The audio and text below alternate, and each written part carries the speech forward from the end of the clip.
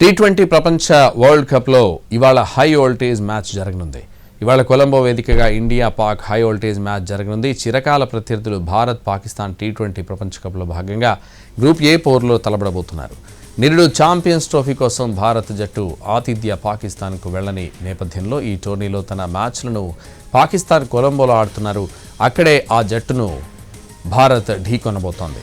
ఇప్పటికే ఆ వేదికలో 2 మ్యాచ్లు ఆడి గెలిచిన ఉత్సాహంతో పాక్ ఉండగా ఐసీసీ టోర్నీలో పాక్పై తిరుగులేని రికార్డును కొనసాగిస్తూ మరో విజయాన్ని ఖాతాలో వేసుకోవాలని భారత్ చూస్తోంది.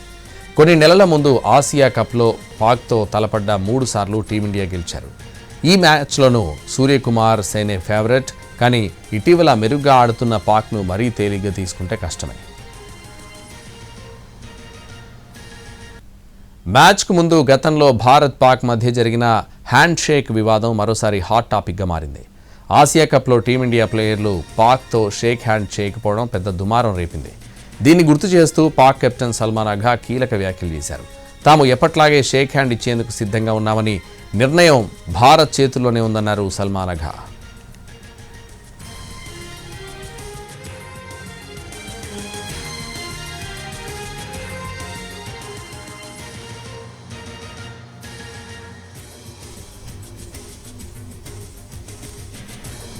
నేడు భారత్ పాక్ మధ్య జరగనున్న మ్యాచ్ కోసం క్రికెట్ అభిమానులు ఎంతగానో ఎదురు చూస్తున్నారు. అయితే కొలంబోలో ఇవాళ వర్ష సూచన ఉండొచ్చని అక్కడి వాతావరణ నిపుణులు అంచనా వేశారు.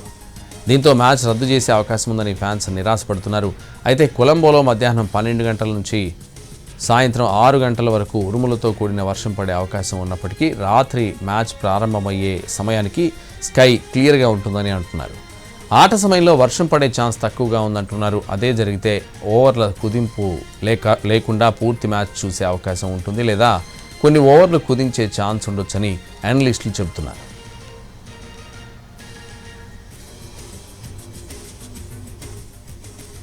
భారత్తో మ్యాచ్ వేళ కేవలం 4 అంతర్జాతీయ టీ20 మ్యాచ్లు ఆడిన 28 ఏళ్ల పాక్ స్పిన్నర్ ఉస్మాన్ తారిక్ పేరు ఇప్పుడు ప్రముఖంగా వినిపిస్తోంది.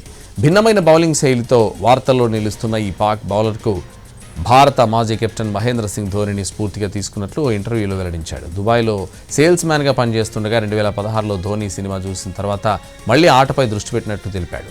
మూవీలో ధోనీ పడ్డ కష్టం చూసి స్ఫూర్తి పొందారని అన్నాడు. అందుకే ఉద్యోగం వదిలేసి పాక్ తిరిగి వచ్చినట్టు తారీఖ్ తన బౌలింగ్తో పాటు జట్టులో కీలక బౌలర్గా ఎదిగాడు.